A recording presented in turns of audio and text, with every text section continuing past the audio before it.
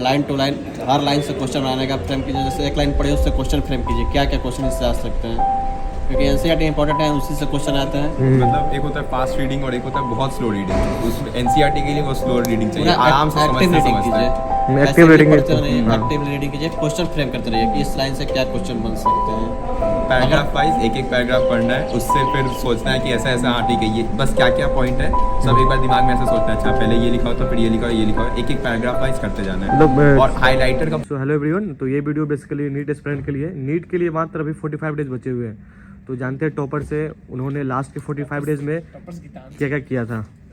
तो सबसे पहले हम जानते हैं आयुष अरब से। सो आयुष अरब, अपने बारे में बताओ, नीट में कितना स्कोर था आपका? मेरा नाम आयुष है, माय नीट स्कोर वाज 665 और बस। सो गीतांश, अपना बताओ, नीट में कितना स्कोर आया था आपका? मेरा 678 आउट ऑफ 720। और अपने मतलब कहाँ से तैयारी किया था, ऑफलाइन या ऑनलाइन? मैंने एलन कोटा से तैयारी की थी। ओके, दूर से आपका क्या स्कोर था नीट में? मेरा था 681। ओके, आपने तैयारी ऑफलाइन किया था ऑनलाइन किया था? मैंने भी एलन कोटा से Okay. अचीवर में ड्रॉप किया। सो राज, आपने क्या आपका नीट स्कोर है, आपने तैयारी कहाँ से किया था?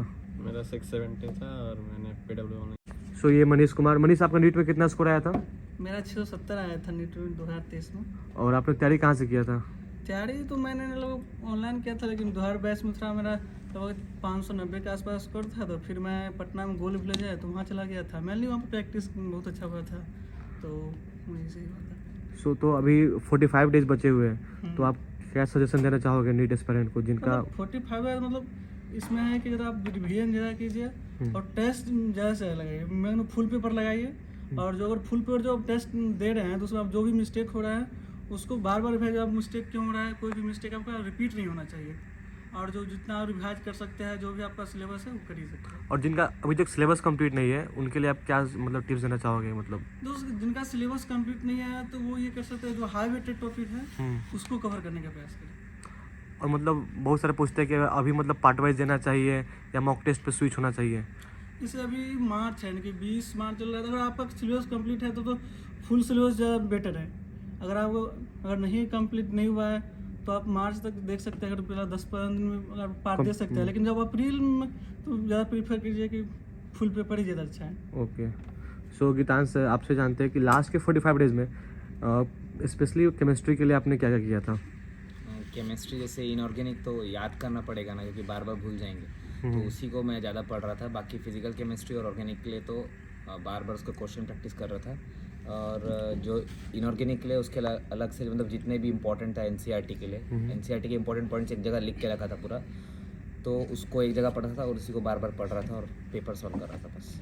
ओके, तो ऑर्गेनिक में जैसे नेमिंग रिएक्शन हो गया, ये सब का मतलब वेटेज तो ज़्यादा है ना? हाँ, तो आप पूरा एनसीईआरटी से उसको कवर करिए, जितने भी एक एक रिएक्शन है अभी तक तो आपने कवर कर लिया होगा, उसी को बार बार रिवाइज करिए बस। और जिसका मतलब सिली मिस्टेक हो रहा है उसके मतलब क्या करना चाहोगे केमिस्ट्री में? मिस्टेक के लिए आप अपनी एक नोट बनाइए और हर एक मिस्टेक के हर एक टेस्ट को प्रॉपर एनालाइज करके उस नोट्स पे लिखिए, और हर एक टेस्ट से जाने से पहले 1-2 घंटा पहले उस नोट्स को रिवाइज करके जाइए, और वो करिएगा कि उस टेस्ट में वो गलती ना हो।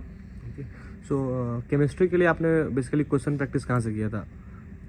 ऐसा कुछ नहीं, मतलब जो नॉर्मल जो एलन के मॉड्यूल्स थे उसी को लगाया था और कहीं से लगाया। ओके, एक और क्वेश्चन आता है, फिजिकल केमिस्ट्री में कैलकुलेशन पार्ट थोड़ा टफ होता है, अच्छा, तो उसको आपने टैकल कैसे किया? कम टाइम में सॉल्व करने का मतलब क्या टिप्स था आपके? तो जो क्वेश्चन पहले में बन रहा है, क्योंकि दोनों आता है उसमें, थियोरेटिकल भी आता है लेकिन ज़्यादातर न्यूमेरिकल्स आता है, तो जो क्वेश्चन फटाफट बन रहे हैं पहले उसको सॉल्व करिए, और जो आपको लग रहा है लेंदी है उसको गोला मारिए और आगे बढ़ते जाइए। किसी भी टाइम पर आप रुकिए मत पेपर में, पहला मतलब आपको एक तो सॉल्व कर ही लेना है एक पेज में पूरा। तो मतलब कैलकुलेशन जो टफ है, थोड़ा लेंदी है, उसको मतलब आप कम टाइम में कैसे कर सकते हो? प्रैक्टिस हाँ, वो तो practice ही है main। वो ऐसा क्वेश्चन पहले कभी अगर बनाया हुआ होगा तो आराम से उसमें बन जाएगा। एस्टिमेशन भी होता है, मतलब वो तो करते करते आ जाएगा। मतलब जैसे कि है कुछ आसपास वाला सो आयुष से जानते हैं, आयुष आपने फिजिक्स में लास्ट के 45 डेज में क्या क्या किया था? मतलब फिजिक्स में मेरा पहले 11th तक तो मेरा पहले का जो जितना था वो कंप्लीट हो रहा था। ओके, उस समय अच्छा से चल रहा था, लेकिन एंड तक टाइम जाते जाते बहुत कंफ्यूजन होने लगता है कि बहुत सारा जैसे फॉर्मूला बहुत सारा बढ़ गया था। हाँ एग्जैक्टली, तो अभी उसमें जैसे बहुत सारा है, जैसे मैग्नेटिज्म है, इलेक्ट्रोस्टैट्स है, ग्रेविटेशन है, ये सब का बहुत सारा फील्ड, ये सब वाला बहुत कंफ्यूजिंग लगता था हमको, किसमें कैसे करना है, किसमें नेगेटिव पॉजिटिव क्या लेना होता है, वो बहुत कंफ्यूजिंग लग रहा था। तो उस समय तो बहुत अच्छा बनता था जब चैप्टर वो पढ़ रहे हैं, लेकिन जब क्यूमुलेटिव करते हैं तो बहुत प्रॉब्लम एग्जैक्टली सेम प्रॉब्लम आ रहा है तो अभी। उस समय वही एक चार्ट बनाना चाहिए सबसे अच्छा, उसका एक दो अगर एक पेज लेना चाहिए, उसमें उस चैप्टर को स्टार्ट करना चाहिए, उसमें पहले सबसे पहले फॉर्मूला, उसके बाद अगर उसका कोई क्वेश्चन है जो कि बहुत अजीब अजीब सा है, तो उन लोग वो सब क्वेश्चन वो एक पेज में लिखना चाहिए कि ऐसा ऐसा क्वेश्चन रहे तो उसमें ये जाएगा, क्योंकि मेरा ऐसा हुआ था कि हम बहुत सारा क्वेश्चन बहुत गलत टाइप कर रहे थे। अच्छा, वो तो मतलब हो रहा है फिर। और मतलब रिवीजन के लिए क्या मतलब टैक्टिक्स देना चाहोगे, लाइक रिवीजन के लिए वही है, क्विक रिवीजन के लिए? क्विक रिवीजन के लिए क्वेश्चन प्रैक्टिस तो वो तो पहले से ही हो चुका है, तो अब रिवाइज बहुत करते रहना चाहिए, जितना भी बार फॉर्मूला बस देखते रहो, कुछ ऐसा वो नहीं है कि मतलब फार्मूलाज देखना है और क्वेश्चन हाँ। प्रैक्टिस करना है ना? लेकिन कुछ कुछ चैप्टर में थ्योरेटिकल भी होता है, उनमें भी मतलब ध्यान दो, क्योंकि आजकल नीट में वो सब हाँ, बहुत- theoretical semiconductor क्वेश्चन आ रहे हैं वो तो assertion reason वाला टाइप का जो है ना, वो अभी भी कंटिन्यूड है, वो बस नाम का assertion reason हटा है, लेकिन जरूरी है वो सब नहीं जानना। तो अच्छा, आपने मतलब असर्शन रीजन के लिए क्या फॉलो किया था? एनसीईआरटी पढ़ा था या फिर मतलब कैसे किया था?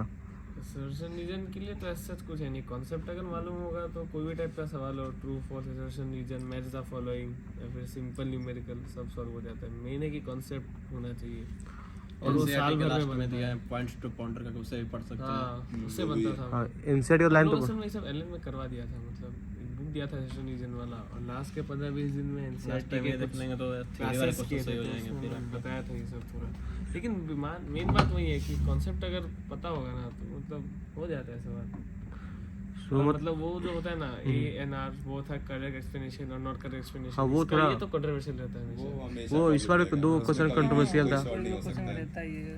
और और फिर इस बार ये भी था ना, फिजिकल केमिस्ट्री में से न्यूमेरिकल सिर्फ दो या तीन ही था ना हम लोग में। अब थ्योरेटिकल काफी ज्यादा आ गया था। थ्योरेटिकल इस बार काफी ज्यादा आया था, इनऑर्गेनिक से मतलब डेप्थ में पूछा था हो सकता है क्वेश्चन। बात ये एनसीईआरटी का रीडिंग मतलब मानना ही इंपॉर्टेंट है। हाँ। केमिस्ट्री के लिए बहुत जरूरी है, केमिस्ट्री के लिए हमारा बस। सो आदित्य, आपने जैसे ऑनलाइन तैयारी किया था, इन्होंने तो एलाइन से किया था, तो इन्हें काफ़ी सारे मतलब मॉड्यूल्स एंड ऑल थे, तो आपके पास मतलब ऑनलाइन मतलब तैयारी कैसे किए थे? जो असर्शन रीजन क्वेश्चन था उसको आपने टैकल करने के लिए क्या सोचा था? मैंने एक नेट प्रेप नाम का चैनल है, उस पर एक बैच लिया था जिसमें कि क्वेश्चन में प्रोवाइड करते हैं। तो मैंने बहुत सारे क्वेश्चन से अराउंड 50,000 क्वेश्चन प्रैक्टिस किए थे। वाह, नाइस। तो उसमें हर टाइप के क्वेश्चन होते हैं, फिल्टर लगा के हाँ, मैं अप्रोच करता था। असर्शन रीजन भी उसमें होता है हर चैप्टर वाइज, तो मैंने वहीं से पूरा अपना क्वेश्चन प्रैक्टिस किया था। सो मतलब अब मतलब क्वेश्चन प्रैक्टिस किया था, ठीक है, लेकिन पढ़ा कहाँ से था आपने? असर्शन रीजन के लिए एनसीईआरटी पढ़ा था, फिजिक्स के लिए? फिजिक्स के लिए एनसीईआरटी तो मैंने लास्ट के 2-3 महीने बचे तो पढ़ना स्टार्ट किया था। ऐसा मतलब शुरू से मतलब कंसेप्ट बिल्डिंग किया था। सोशल रीजन उससे भी हो जाएंगे। मेन वही concept मेन वही है, Main मतलब concept मैं भी वही जहाँ बोलता हूँ से जो build हो। कि Concept कंसेप्ट आपका बिल्ड सही रहेगा, बिल्ड तो रहेगा। का सवाल जैसे जब टीचर भी पढ़ाते हैं ना, तो यानी न्यूमेरिकल जो होता है कराते हैं, लेकिन उसके अलावा वो कुछ इंपॉर्टेंट पॉइंट लिखाते रहते हैं क्लास में जो होता है, तो उनको उन पर फोकस करना है। तो कुछ स्टूडेंट करता है कि बस लिखाते हैं, उसको इग्नोर कर देते हैं, सिर्फ न्यूमेरिकल पर फोकस करते रहता है, उसको छोड़ देते हैं। हाँ, जो केस बेस वाला हाँ, केस होता बेस है वाला, वो सब सबसे इम्पोर्टेंट उस होता पर है। फोकस करना जरूरी है। जो भी इंपॉर्टेंट पॉइंट होता है ज़्यादातर उसको बेसिक ध्यान में नॉलेज वाला रखना। होता है, assertion reason ज़्यादातर बेसिक नॉलेज वो तो है, सबको basic knowledge। पता रहता है, बस उसमें कंफ्यूजिंग मतलब मेन वही फिजिक्स में अगर आपको असर्शन रीजन सही करना है, एक तो कॉन्सेप्ट बनाना होगा, और वो जो होता है correct explanation, not correct explanation, वो थोड़ा थोड़ा सा दिक्कत करता है। वो मतलब कुछ डेफिनेट उपाय नहीं है उसके लिए। सो गीतांश, लाइक आप कुछ बोलना चाहोगे फिजिक्स के लिए? मतलब बेसिकली लास्ट टाइम मतलब क्वेश्चन प्रैक्टिस कहाँ से करें बच्चे, फिर यदि स्कोर कम आ रहे हैं तो मतलब कैसे इंप्रूव कर सकते हैं? तो मैंने बेसिकली लास्ट में तो चैप्टर वाइज एक तो हमको मिला गया था कि 50 का सेट्स लगाया जाता था, तो मैं वो 50-50 का ऐसे 100 था, तो हर एक चैप्टर का लगा लेता था, तो मुझे पता चलता था कौन सा वीक है और कौन सा स्ट्रॉन्ग है। और फिर ये दूसरे तरीके से ऐसे भी देखता था कि फुल सिलेबस सिर्फ फिजिक्स देता था, तो अगर कोई चैप्टर वीक लग रहा है SAT तो देते हैं, फिर हाँ सेट का जहाँ स्पीड एक्यूरेसी टेस्ट, हाँ, तो वो सब सॉल्व करके तो पता चल जाता था कौन सा वीक है, और फिर उसको उसके ऊपर वर्क करता था। ओके। सो दूर से आप कुछ मतलब बताना चाहोगे जिनका मतलब स्कोर इंप्रूव नहीं हो रहा है, फिर मतलब वो प्रैक्टिस भी कर रहे हैं, और मतलब जब क्वेश्चन नहीं बनता है तो वो काफ़ी मतलब फ्रस्ट्रेट हो जाते हैं, तो उसके लिए आप फ्रस्ट्रेट नहीं होना मतलब वो तो होगा। अभी जब आप पार्ट सिलेबस से फुल सिलेबस से स्विच करेंगे तब एक डीप आएगा। अभी मतलब काफ़ी सारे स्टूडेंट हैं जो पार्ट सिलेबस दे रहे थे और फिर उन्होंने स्विच किया फुल पे, तो स्कोर मतलब काफ़ी मतलब डिटोरेट हुआ। हाँ, वो तो होगा ही, वो तो ऑब्वियस है मतलब। लेकिन मेन बात क्या है, आपको इसमें फोकस रखना है कि मतलब कंसिस्टेंटली पेपर करते जाना है, और एक टाइम ऐसा आएगा जब स्कोर ठीक आने लगेगा। मेन वही है मतलब नॉलेज होना अलग बात है और पेपर गिविंग वो एक अलग चीज़ है। पेपर मतलब वो एक होता है मतलब होलिस्टिक टाइप का कि अब दे रहे हैं फिर थोड़ा क्वेश्चन देख कर आदमी डर जाता हाँ, है। वही पेपर देने का अप्रोच वो अलग चीज़ है, नॉलेज अलग चीज़ है। मतलब बहुत दोस्त ऐसे थे जिनका नॉलेज ज़्यादा था मेरे से, पर वही मतलब पेपर देने में थोड़ा उनकी मतलब वो कम दिक्कत रह है। गया था थोड़ा पेपर देना उनका। तो ये जितना पेपर दोगे उसका एक ही ऑप्शन, जितना पेपर दोगे उतना मतलब आपका फ्लो आपको खुद पता चलेगा कि मतलब आपके एक टॉपिक पता चलेंगे, फिर आप उन पर फोकस करिए, फिर वैसे धीरे धीरे स्कोर बढ़ेगा। कोई रैपिड जंप नहीं आएगा। आपको रैपिड तो धीरे- नहीं आएगा बात उससे। आपको अपना देखना पड़ेगा कहाँ मेरा लाइक हो रहा है। प्रैक्टिस होते जाएगा और जैसे जैसे प्रैक्टिस होते जाएगा मार्क्स तो बढ़ेगा। हाँ, और अगर आपका मतलब अभी पार्ट साल भर सही से पढ़ा है और पार्ट सिलेबस से भी फुल सिलेबस में स्विच किया है हाँ हाँ, और स्कोर थोड़ा डिप हो रहा है, काफ़ी नॉर्मल चीज़ है। और टेंशन ले रहे तो अच्छी बात है, मतलब टेंशन टेंशन तो होनी चाहिए सिंसियर मतलब। स्टूडेंट है आप, है ना, ये अच्छी बात है। और अभी के टाइम में काफ़ी सारे स्टूडेंट गिव अप कर देते हैं, सोचते हैं कि फिर नेक्स्ट टाइम ट्राई करेंगे अच्छे से, वो तो सिलेबस सबको कंप्लीट लगता है, नहीं मैंने भी है। सोचा था मतलब यही बट वो मतलब करना मतलब गलत है। हाँ, वो अभी तो आप करते ही आउटकम के बारे में मत सोचिए, जो चल रहा है हाँ, उस प्रेजेंट में ही सोचिए। गीता में कहा है ना, कर्म पे फोकस करो ना फल पे नहीं। ओके ओके और एक बात ये है कि यानी कि सबको यानी कि लगता है सेम मेरा ये कंप्लीट नहीं है, हम सबको लगता हाँ, है ऐसा ये कंप्लीट सबका होता है। है, तो ये सबका होता है। मतलब आप कभी भी आप 100% किसी आप जब आप जिस दिन आप नीट के दिन हैं तब भी आपको लगा इसमें कुछ ना कुछ इनकम्प्लीट है। मुझे भी लगा था, जितने भी देते हैं पहले दिए हैं सबको लगता इधर है। सबको तो पूछिए उतना उस टेंशन नहीं लेना है, जितना इस आप टाइम पढ़े पे हैं तो कॉन्फिडेंस confidence रखिए, जो हम पढ़े हैं उसी से आएगा ही, तो उससे ज़्यादा टेंशन नहीं लेना। और हो जाता है, मतलब साल भर अगर आपने सही में सिंसियरली मेहनत किया है तो रिजल्ट्स आएगा ही आएगा, है ना। यहाँ आपको कॉन्फिडेंस रखना है, लूज नहीं करना। अब मेन तो कॉन्फिडेंस का ही खेल है। अभी मतलब काफ़ी सारे स्टूडेंट कॉन्फिडेंस कम है बिकॉज ऑफ लो स्कोर। आप उतना ये मत कीजिए, मतलब सिलेक्शन होना है, मैंने कभी नहीं सोचा कि सिलेक्शन अपना ही कि अपना बेस्ट देना बस अपना मतलब 100% देना है 100% देना, और ये बाकी नहीं सब कि सिलेक्शन होगा नहीं होगा, वो तो किस्मत का भी बहुत रोल रहता है। मेहनत तो है ही, आपने मेहनत किया है तो ऑफ कोर्स मतलब भगवान आपके ऊपर ग्रेटफुल रहेंगे अगर आपने मेहनत किया है। ओके। जिंदगी तो हौसले। सो मनीष, आपसे मतलब जानते हैं आपने लास्ट टाइम मतलब जब 2 मंथ 45 डेज बाकी थे तो आपने नंबर ऑफ टेस्ट कितना दिया था? फुल सिलेबस मतलब कितना टेस्ट? फुल सिलेबस मेरा लगभग 40 के आसपास था। 40 टेस्ट आपने दिया था ना फुल सिलेबस? लगभग लास्ट 9 महीने में 40 प्लस था मेरा फुल सिलेबस। ओके। सो आदित्य, आपने मतलब कितना टेस्ट दिया था मतलब फुल मॉक टेस्ट लास्ट के टाइम पे? लाइक एक दिन में आप कितना टेस्ट देते? 2 या 1 ऐसा? लास्ट में अप्रैल में शायद मैं अप्रैल में 2 देता था, डेली 2। पर डे 2 ना? हाँ। और आप कितना देते थे टेस्ट? अप्रैल में दिया था, पूरा अप्रैल में डेली 2 देता था, लेकिन मई में बंद कर दिया था मैंने। अच्छा, मई में मतलब तो फिर टाइम नहीं था ना फिर? 1 वीक पहले आपको टेस्ट बंद मेरा कर टेस्ट बंद करके जो इम्पोर्टेंट था एंड ऑल उस पे नहीं थोड़ा मिस्टेक्स मतलब किए हैं जो मिस्टेक्स हैं, हाँ, जो लगे कि मतलब टेस्ट देते रहना चाहिए, मतलब जो टाइम है ना 3 से 5 वाला जो उसमें टेस्ट चलेगा, हाँ। जो भी 2 से 5 2 से 5 वाला, उसमें तो हर दिन देना है। उसके बाद जितना टाइम बचे बस एनसीईआरटी पढ़ते रहो और कुछ मत पढ़ो, कोई नोट्स वोट्स ज़्यादा मत जाओ, बस एनसीईआरटी पढ़ो, फॉर्मूला देखो बस। बस वही करना है। और जो लोग अभी बोर्ड्स दिए हैं उनके उस टाइम बोर्ड्स में भी स्कोर बहुत गिरते थे, जैसे मेरे भी बहुत गिरे थे। ये 12 फ्रेशर है। 12 फ्रेश है। तो उस टाइम भी स्कोर गिरता है। हाँ हाँ। तो आप उस टाइम जैसे मुझे भी बहुत रिग्रेट हो रहा था, मैं उस समय बहुत परेशान चल रहा था कि मेरे स्कोर नहीं बढ़ रहे, मैं भी बहुत वो हो गया था। लेकिन जब तक आपका बोर्ड्स होगा तो आपका 12th स्ट्रॉन्ग हो जाएगा, उसके बाद आप 11th पे फोकस करिए और तुरंत फिर आप आइएगा तुरंत फुल सिलेबस में। और उसके बाद से मैं रोज़ डेली 2 पेपर दे रहा था और उसके बाद मेरा ऑटोमेटिकली स्कोर बढ़ गया और एक कंसिस्टेंट स्कोर आ रहा था, और उतना ही उससे +30 +40 मार्क्स आपके नीट में आ जाते हैं। ऐसा आप करिए। मार्क्स बढ़ने तो वाला है नीट में, ये गारंटी है रहता है। यदि आपका स्कोर मतलब इसलिए डरना नहीं लाइक चाहिए। 600 एबव भी आ रहा है तो आपका आराम से 640-50 क्रॉस कर क्रॉस जाएगा। कर जाएगा, आराम से करेगा। बस आपको कॉन्फिडेंस रखना है अपने Confidence अंदर, रखना आप अभी वो होप आ मत लूज जाएगा करिए। ना। सो अभी एक और क्वेश्चन पूछते हैं, जिनका मार्क्स मतलब कम आ रहा है लाइक पूरा ओवरऑल, तो उन्हें आप क्या सजेस्ट करना चाहोगे? मतलब कैसे मतलब अप्रोच करें पढ़ाई को लेकर? डिपेंड करता है, अगर आपका 550 से 600 आ रहा है इसका मतलब हो जाएगा आपका। अगर आपने सब सही रहा, मतलब कॉन्फिडेंस रहा उस दिन, सर्कमस्टेंसेस सारे फेवरेबल है तो हो जाएगा। 600 से कम अगर आ रहा है अभी भी और तब भी लेकिन अगर कम भी आ रहा है तो हिम्मत नहीं हारना चाहिए, क्योंकि जैसे- बस यहाँ पे एक है जो हाँ। कि फर्स्ट अटेम्प्ट पे निकाला है, लेकिन हम लोग सब हम लोग पहले है। 500 क्लब में से हाँ, पहले तो 420 480 500 ऐसे ऐसे करके बढ़े। सो मतलब 420 आया था first attempt में। जैसे स्टार्टिंग में आप टेस्ट देना स्टार्ट किए थे तो कितना स्कोर आ रहा था आपका? पहले मतलब जो फर्स्ट अटेम्प्ट दिए थे, नहीं फर्स्ट नहीं, अभी जब सिलेक्शन अभी हुआ। तो अभी थोड़ा ठीक ठाक स्कोर आने लगा था, उसके 600 अप्रॉक्स 600 नहीं, ऐसे तो 580 से स्टार्ट टाइप का हुआ था, लेकिन फिर एंड में जाते जाते 620 ऐसे ऐसे पहुंच गया था, तो नीट में तो बढ़ ही जाएगा। वैसे पेपर भी थोड़ा आसान था। Okay okay. एक और क्वेश्चन है, लाइक काफ़ी सारे स्टूडेंट हैं मतलब मल्टीपल टाइम टेस्ट भी देते हैं, अच्छे प्रैक्टिस भी कर रहे हैं, मतलब सब कुछ कर रहा है वो, बट उनका मार्क्स नहीं इम्प्रूव हो रहा है, तो उसके लिए फिर उसके लिए लाइक क्या कहना चाहेगा दिक्कत गीतांश? ये हो रहा है, अगर वो प्रैक्टिस कर रहे हैं और एनालिसिस नहीं कर रहे हैं, अगर आपको पता ही नहीं चल रहा है आपकी गलती कहाँ पर है, तो आप कैसे इंप्रूव करेंगे? आपका प्रैक्टिस करने का कोई मतलब ही नहीं। मतलब बस इतना ये नहीं घंटा करना है कि बस पेपर दे रहे हैं, कुछ नहीं सोच रहे हैं, बस पेपर देते जा रहे हैं, हर दिन 2-2 पेपर दे रहे हैं, ऐसा आप नहीं 3 करना है। घंटा इन्वेस्ट कर रहे हैं पेपर में और उसको एनालिसिस करने में सिर्फ आधा घंटा में देख ले रहे हैं, कुछ मतलब नहीं। एनालिसिस में भी अप्रोक्स आप 1-1.5 घंटा लगाइए, उसको देखिए तो मतलब क्या अप्रोच था एनालिसिस के लिए कि अकॉर्डिंग जैसे टू यू? कौन से क्वेश्चन नहीं बने और कौन सा क्वेश्चन तुक्के से सही हो गए। वो तुक्के वाले भी जरूरी होते हैं, क्योंकि अभी तो आप पूरे खुश हो गए, लेकिन हाँ। बाद में वो दिक्कत करेंगे। ये वो नीट में क्वेश्चन आ गया, फिर वहाँ नेक्स्ट पे टाइम आएगा तो गलत ही करके आएंगे, फिर तुक्के से मारे हैं तो।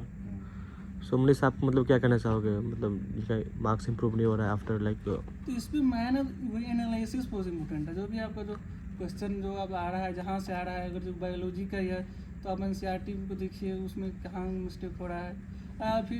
या फिर कई बहुत लोगों से होता है कि सिली मिस्टेक, मतलब वो ना आपका नॉलेज से नहीं, आप जैसे कभी पढ़ने में मिस्टेक कर दिए या फिर आप 4 ऑप्शन नहीं देखे, वो भी तो है लाइक यानी मेरे से खुद हुआ है कि जब नीट में मेरा 5 क्वेश्चन ऐसा हुआ है कि पढ़ने से मुझे याद क्वेश्चन कुछ लिखा कुछ और था, इंटरप्रेट कुछ और कर लिए। वो तो मेरे साथ भी हुआ था, सेम सेम। और वैसा करके हुआ है। और जैसे ये 1-2 क्वेश्चन था कि 4 ऑप्शन नहीं देखे, फिजिक्स का एक क्वेश्चन था जैसे SHM वाला नहीं था वो, हाँ तो उसमें पाई स्क्वायर बाय 16 था, तो प्लस माइनस हम पहले ऑप्शन में था, सीधे ठोक दिए थे 4 ऑप्शन। इसके लिए पहले आपको मतलब अच्छे से मतलब क्वेश्चन में देखना होगा, अच्छा काम क्वेश्चन और फिर नोट्स। पेपर देना अलग बात है। और 2 से 5-20 के बीच में ही दीजिएगा। इसलिए हमेशा देते रहना चाहिए ताकि नीट के दिन उस ऐसा टाइम नींद ना आए, ऐसा भी होता है। हाँ आत्मविश्वास को दृढ़ रखिए। हाँ तो वो तो आ ही जाएगा, मतलब पेपर से ही नंबर आएगा, पेपर में अपने आप कॉन्फिडेंस आएगा। आपका एटीट्यूड और आपका कॉन्फिडेंस ही मैटर करता है लास्ट टाइम। वाह वाह। साइंस भाई आदित्य राज। सो गाइज आप लोग से एक और क्वेश्चन है। बहुत सारे स्टूडेंट होते हैं जो मतलब क्वेश्चन देख कर ही डर जाते हैं, खोले क्वेश्चन और देख कर डर गए कि मेरे से नहीं बनेगा, तो उसके लिए आप क्या कहना चाहोगे? गीतांश प्लीज तो गीतांश आप बताओ। ठीक है, क्या ऐसा है जो डर गया वो घर गया। नहीं, इसमें ये है कि अगर तुम डर रहे हो तो सबको डर लगेगा। हाँ। हो सकता है पेपर ही हार्ड है, कोई ऐसा श्योरिटी नहीं है कि बस तुमको डर लग रहा है। अभी कुछ दिन पहले टेस्ट हुआ है, हमको लगा था बस मेरा पेपर खराब जाने वाला है, लेकिन सबका पेपर खराब गया क्योंकि पेपर ही हार्ड था। लेकिन नहीं बता रही हो। मूर्ति मेरे बाजू में बैठा था, मैं मूर्ति का धन्यवाद देना चाहता हूँ। तो आदित्य आपसे जानते हैं कि बायो के लिए लास्ट में क्या करना चाहिए, सबसे इम्पोर्टेंट चीज़? बायो में अभी लगभग 40 दिन बचे हुए हैं और कितने चैप्टर है? 38। 38। हाँ अब शायद कम हुआ, अब कम हुए हैं। हाँ, तो डेली एक चैप्टर का मतलब रिवीजन करिए अच्छे से, लाइन टू लाइन, हर लाइन से क्वेश्चन बनाने का फ्रेम कीजिए। जैसे एक लाइन पढ़िए उससे क्वेश्चन फ्रेम कीजिए, क्या क्या क्वेश्चन इससे आ सकते हैं, क्योंकि एनसीईआरटी इंपॉर्टेंट है, उसी से क्वेश्चन आते हैं।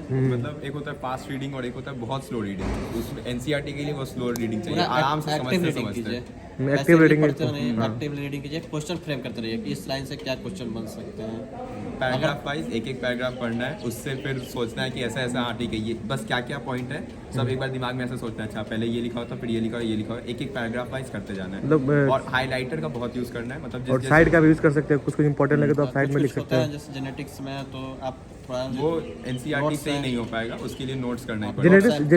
जेनेटिक्स के लिए आप कोई लेक्चर भी प्रेफर कर सकते हैं, लाइक मैंने तो पीडब्ल्यू से किया था, तरुण सर का। एनसीईआरटी हमको नहीं लगता करना चाहिए, उसके लिए बायोटेक्नोलॉजी है उसमें समझने वाला है, तो आप वीडियो लेक्चर से 1 शॉट से रिवाइज कर सकते हैं, बहुत अवेलेबल है, उससे बहुत बढ़िया से हो जाए कम टाइम में आपका। तो मतलब वहाँ से आप कर सकते हैं एनसीईआरटी के लिए, बायो के लिए।